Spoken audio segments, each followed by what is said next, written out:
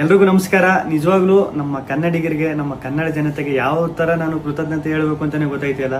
ನಿಜವಾಗ್ಲೂ ನಾನು big boss ಮನೆ ಒಳಗಡೆ ಇದ್ದಾಗ ಹೊರಗಡೆ ನನಗೆ ಈ ತರ ಸಪೋರ್ಟ್ ಸಿಗ್ತೈತೆ, ಈ ತರ ನನ್ನ ಎಲ್ಲ ಪ್ರೀತಿಸ್ತವ್ರೆ, ಆ ಪ್ರೀತಿ ಪ್ರೋತ್ಸಾಹ ಕೊಡ್ತವ್ರೆ ಅಂತ ಕನ್ಸು ಮನ್ಸಲ್ಲೂ ಅನ್ಕೊಂಡಿರ್ಲಿಲ್ಲ. ಸಖತ್ ಖುಷಿ ಆಯ್ತು ಆಚೆಗೆ ಬಂದಾಗ. ಇನ್ನೂ ನನಗೆ ನಾನೇ ನಂಬೋಕಾಯ್ತಿಲ್ಲ. ಆಮೇಲೆ ನನಗೆ ಸಖತ್ ಖುಷಿ ಆಗೋದೇನಂದ್ರೆ ನಮ್ಮ ಯೋಧರಾಗಿರ್ಬೋದು, ಅವರು ವಿಡಿಯೋ ಮಾಡಾಕ್ತಾರೆ.